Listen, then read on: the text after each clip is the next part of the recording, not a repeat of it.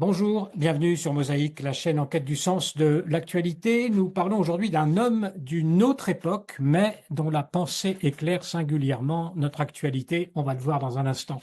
Il est né à Odessa en 1880, c'est une figure marquante du sionisme russe. Il est mort à New York en 1940, il avait alors 60 ans, sans avoir vu évidemment l'aboutissement de son combat, la naissance de l'État d'Israël quelques années plus tard. Ces quelques indications vous auront sans doute permis de reconnaître la personne dont je parle, Vladimir Zev Jabotinsky. Bonjour, Pierre Lursa. Bonjour Antoine Mercier. Voilà, vous éditez ce premier volume des écrits sionistes de Jabotinsky, notamment la fameuse doctrine du mur de fer qui date de 1923, donc il y a un peu plus d'un siècle maintenant. Avant de revenir sur les thèmes qui sont abordés dans ce livre au fil des articles et sur la manière surtout dont il faut vraiment écho à notre actualité, j'y insiste, un mot quand même du personnage pour en montrer le caractère visionnaire et qui est à la fois visionnaire et pragmatique à la fois. J'ai pensé qu'il était bien de rappeler l'une de ces incroyables initiatives avant-guerre pour tenter de sauver les Juifs de Pologne. En 1936, il présente en effet un plan d'évacuation de la population juive polonaise vers la Palestine. Et le plus incroyable et le plus tragique aussi, c'est que ce plan a été rejeté par la majorité de la communauté juive de ce pays sous couvert qu'il ferait le jeu des antisémites polonais qui effectivement souhaitaient le départ des Juifs. 2 ans plus tard, en 1938, Jabotinsky alerte à nouveau sur le fait que les Juifs polonais vivent actuellement sur un volcan et il avertit qu'une vague de super pogroms sanglants, c'est son expression, allait se produire dans un très proche avenir. Alors tous ces faits sont documentés, on peut les retrouver dans différentes sources historiquement, mais si on a tenu à les mentionner pour commencer cet entretien, Pierre Lursa, c'est parce qu'ils illustrent mieux sans doute que de longues analyses le caractère, je disais à la fois visionnaire, politique visionnaire et aussi pragmatique de Vladimir Jabotinsky. Absolument. C'est une bonne façon de définir sa forme d'intelligence très, très particulière. Il est à la fois un homme réaliste, pragmatique et aussi, on pourrait dire, un visionnaire ou un idéaliste.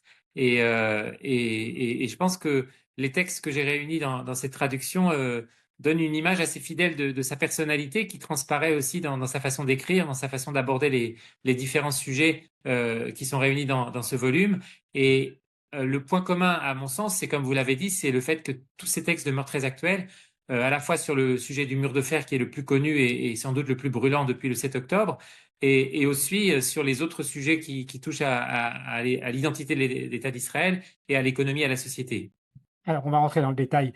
Finalement, Jabotinsky, il faut le rappeler, il passe aujourd'hui, en tout cas, pour avoir été l'un des fondateurs de la droite sioniste, pour sa manière d'envisager l'avenir des relations entre le futur État juif et les populations arabes environnantes. Mais on découvre donc dans ce livre, à propos du mur de fer, que cette position est fondée sur un constat qui est finalement assez difficilement réfutable. Je le cite. Les pacifistes parmi nous, c'est-à-dire les juifs sionistes qui sont pacifistes, tentent de nous convaincre que les Arabes sont des simples d'esprit que l'on pourrait abuser par une présentation édulcorée de nos aspirations authentiques. On aura beau leur raconter ce que nous voulons, ils comprendront très bien ce qui se passe dans les profondeurs de notre âme, tout comme nous comprenons d'ailleurs les profondeurs de leur âme à eux.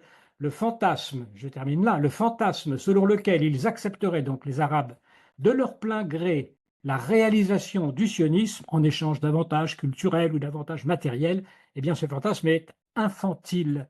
Et c'est pourquoi donc Jabotinsky défend cette idée d'un mur de fer qui dissuaderait les voisins arabes de vouloir détruire tout simplement l'État juif naissant.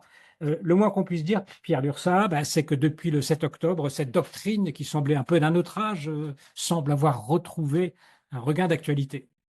Oui, et surtout, je crois que elle a toujours été, quelque part, c'est devenu le cœur de la vision stratégique de défense d'Israël. Et le mur de fer est cité, y compris dans des documents internes à Tsahal, à l'armée d'Israël. Mais finalement, il y avait quand même un certain malentendu. et notamment pour ceux qui pensaient que la barrière de sécurité, c'était la version contemporaine du mur de fer de Jabotinsky. Alors que moi, je le disais depuis des années déjà, c'était exactement le contraire. La barrière qui entourait Gaza, c'était le contraire du mur de fer. Ça n'a pas dissuadé le Hamas. Au contraire, ça nous a dissuadé, nous, d'attaquer le Hamas de manière préventive. Et donc, quelque part, on s'est fourvoyé, Israël s'est fourvoyé et a oublié ce que c'était que le mur de fer. C'est un petit peu la tragédie de l'avant 7 octobre. Et le texte que vous avez cité est évidemment d'une pertinence tout à fait tragique parce que ce fantasme infantile, eh bien, on était en plein dedans. Je dirais, c'est le cœur de la conceptia qu'on avait évoqué ensemble dans nos précédents entretiens. C'est-à-dire que finalement, croire qu'on peut acheter la tranquillité aux Arabes et le Hamas, effectivement, a réussi à nous faire avaler cette illusion mortelle qu'on pouvait acheter la tranquillité avec l'argent du Qatar. Et de ce point de vue-là, je dirais qu'Israël tout entier, toute tendance confondue, est entré dans cette erreur tragique qui nous a coûté malheureusement très cher. Oui, j'insiste sur une chose, effectivement, c'est à partir du constat que ben, finalement, les Arabes, il est assez logique, si on se met à leur place, de ne pas accepter le projet sioniste et que par conséquent, ne pas en tenir compte, c'est commettre, c'est être naïf du côté israélien. C'est être naïf ou être arrogant ou avoir une forme de mépris que Jabotinsky avait bien décelé à son époque, donc il y a déjà plus 100 ans, et à la fois dans la gauche sioniste et aussi dans la gauche pacifiste, et de manière tout à fait lucide, il avait dit que finalement les Arabes ne renonceront pas à leurs revendications sur la terre d'Israël, et donc la seule solution pour qu'un jour la paix vienne, mais ce jour-là, ça n'est pas maintenant, ça n'est sûrement pas pour maintenant, il le disait à son époque et c'est encore vrai aujourd'hui, eh bien, il faut renoncer à l'espoir de conclure une paix maintenant pour pouvoir l'espérer dans un avenir lointain, et il faut ériger autour d'Israël un mur de fer symbolique, mur de fer moral, spirituel, stratégique, mais qui n'est pas un mur au sens matériel. Alors, il faut dire qu'effectivement, le mur de fer n'exclut pas, selon Jabotinsky, de pacifier à terme les relations israélo-arabes. Je le cite à nouveau hein, sur ce point. Les Arabes sont des gens suffisamment sensés pour ne pas espérer renverser un mur de fer.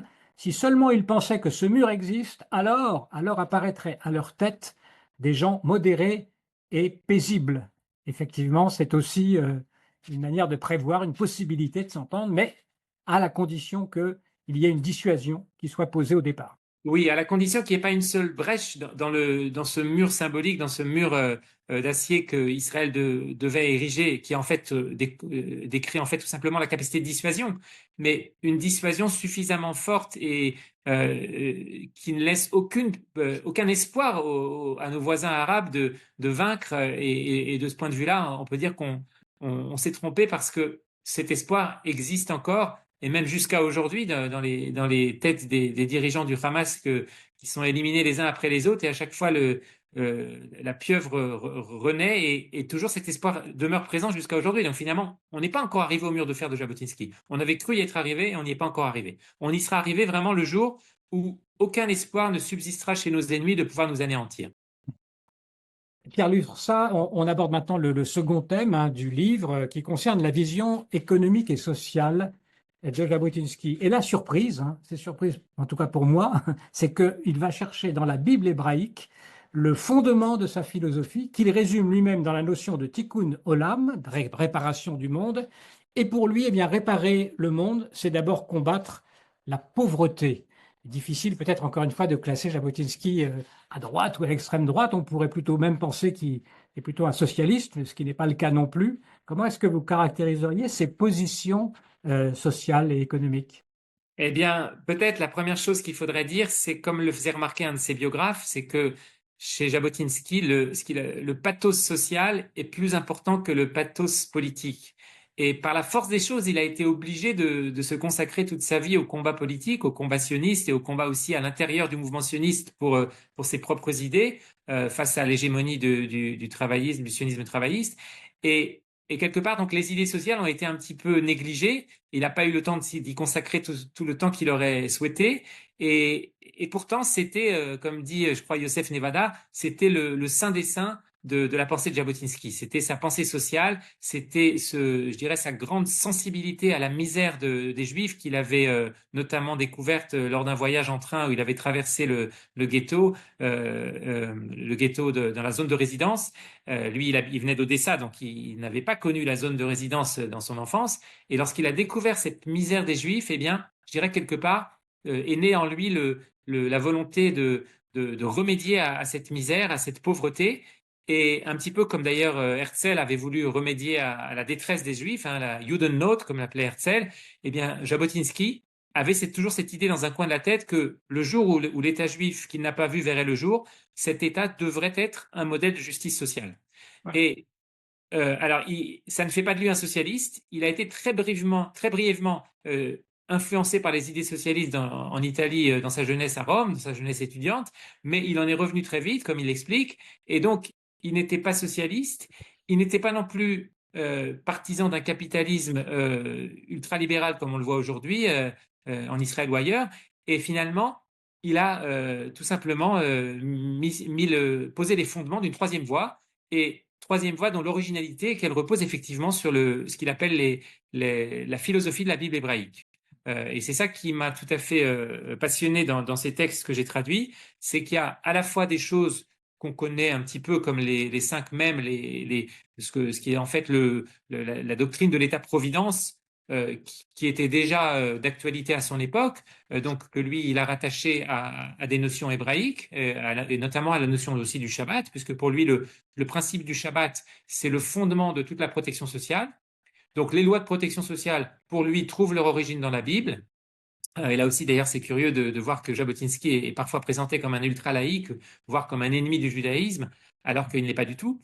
Oui, Et parce que j'aurais insisté sur le plan social, parce que c'est très moderne, très contemporain, parce qu'il propose quelque sorte une sorte de ce qu'on appelle aujourd'hui le revenu universel. L'État doit garantir donc ces fameux cinq besoins fondamentaux, l'alimentation, l'habillement, l'habitation, l'éducation, les soins médicaux, donc qui commence effectivement par la lettre même en hébreu, donc ce programme des cinq mèmes, c'est un article qui s'appelle la rédemption, effectivement, la rédemption sociale.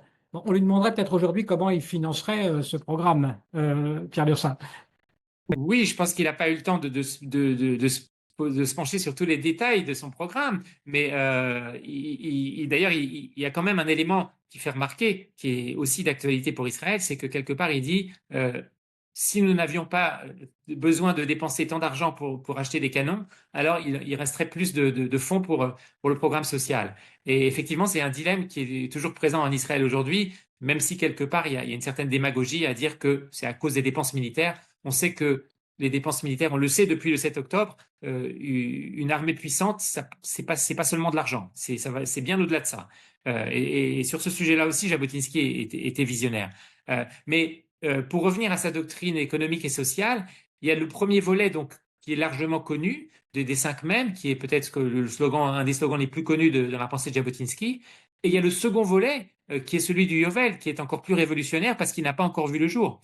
Et le Yovel, c'est donc le jubilé dans la Bible, c'est sans doute ce que la Bible a apporté de plus original pour résoudre le problème de la pauvreté, c'est-à-dire non pas une révolution qui d'un seul coup abolirait à jamais la pauvreté, ça c'est le socialisme, mais dans la pensée de Jabotinsky, une espèce de remise à zéro des compteurs régulière, pas forcément d'ailleurs tous les 50 ans, parce qu'il pense que le chiffre lui-même n'est pas sacré, mais cette idée qu'il prend dans la Bible de remise régulière à jour des compteurs pour quelque part rétablir un certain équilibre dans la société et donc mettre fin à la pauvreté sans abolir non plus la richesse. Pour lui, la richesse est un bienfait. Donc de ce point de vue-là, il n'est pas du tout socialiste. Il dit que la jalousie qui est le moteur de l'économie est quelque chose de tout à fait positif. Donc il ne veut pas du tout abolir les moteurs de l'économie, y compris le moteur, l'aspect le plus financier, l'aspect du gain, du profit, mais il veut simplement mettre fin à la pauvreté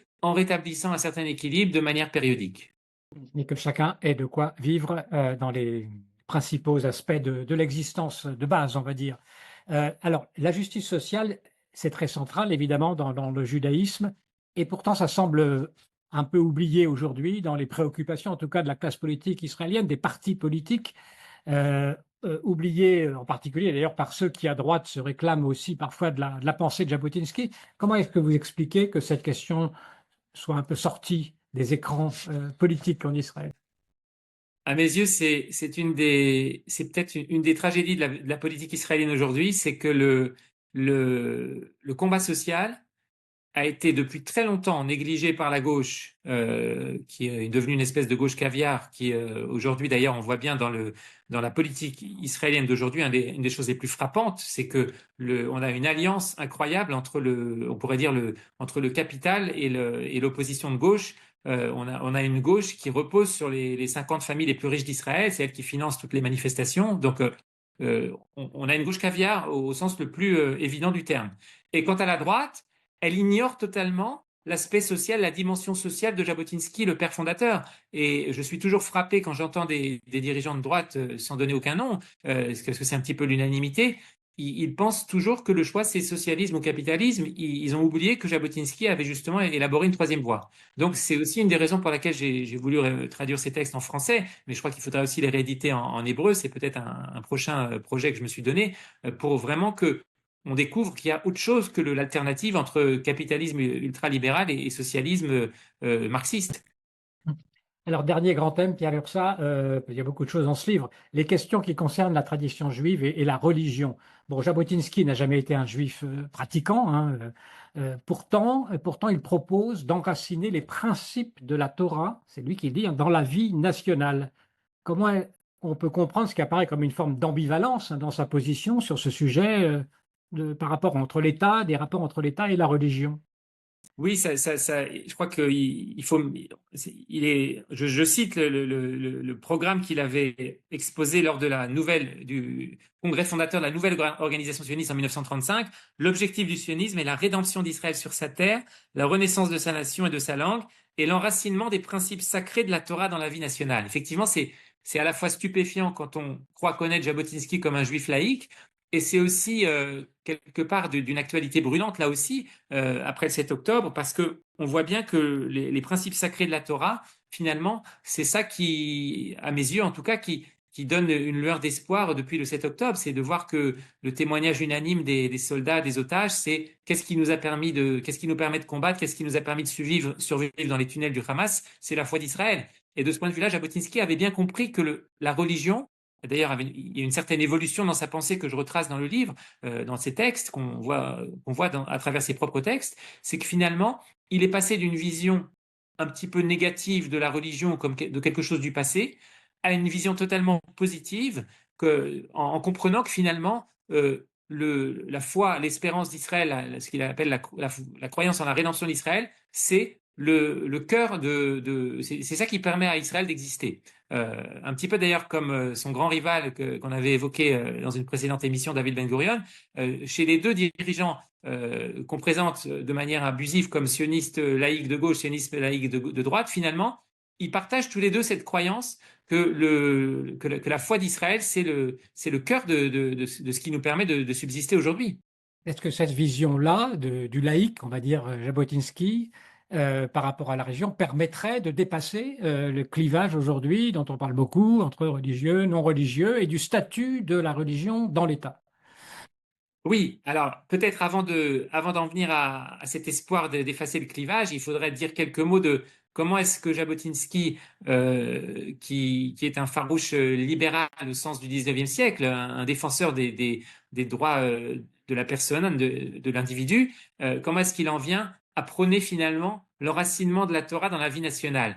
Il y a une contradiction apparente sur laquelle certains se sont trompés. Ça participe aussi d'ailleurs de l'erreur très courante sur Jabotinsky quand on en fait un partisan de régime autoritaire ou d'un État fort, alors que c'est tout le contraire.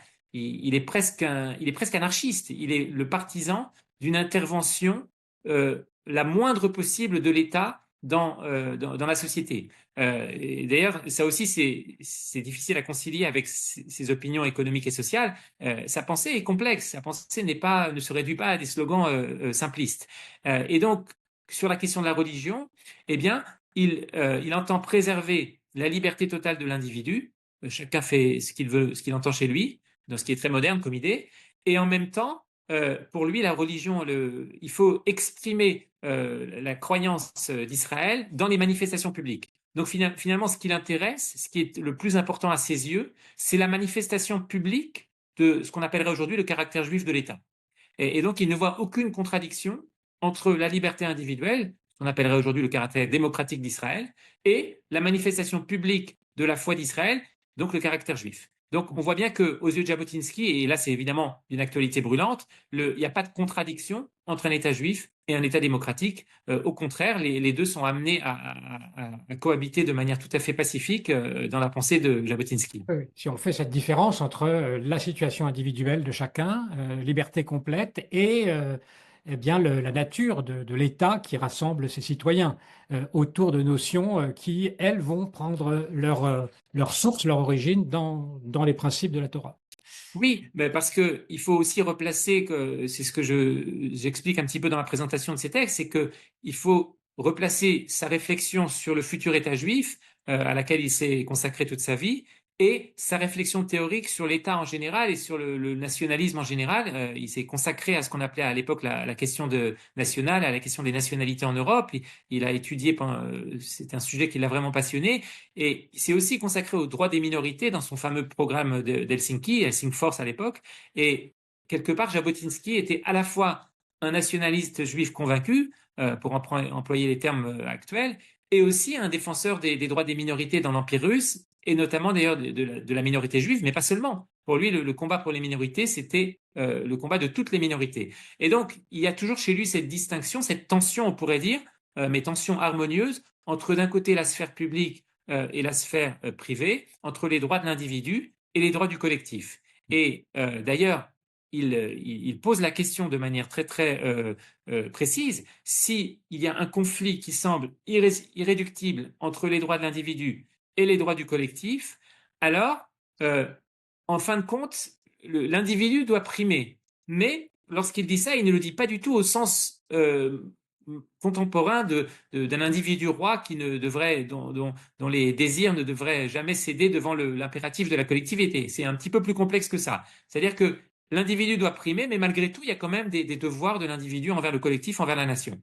Donc voilà une pensée politique, une pensée sioniste qui permet finalement de résoudre effectivement, à mes yeux, le conflit actuel sur l'identité d'Israël. Est-ce que nous sommes un État juif ou un État démocratique? Aux yeux de Jabotinsky, il n'y a pas du tout de contradiction, il y a pas du tout on n'est pas obligé de choisir entre les deux.